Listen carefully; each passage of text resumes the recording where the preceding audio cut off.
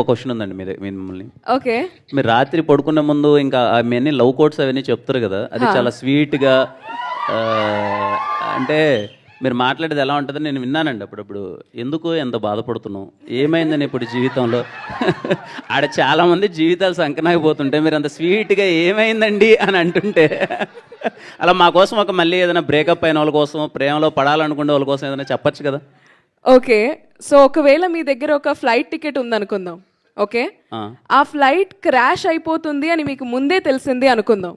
Okay, అయినా మీరు ticket కొన్నాను, డబ్బులు పెట్టాను అని చెప్పి వెళ్ళి ఆ ఫ్లైట్ ఎక్కుతారా? అంటే ఇప్పుడు ప్రేమించద్దు ఎవరు ఎక్కరు కదా. ఎక్కరు కదా. ఫ్లైట్ అండి ఇది, అమ్మాయి లవ్ చేయగా.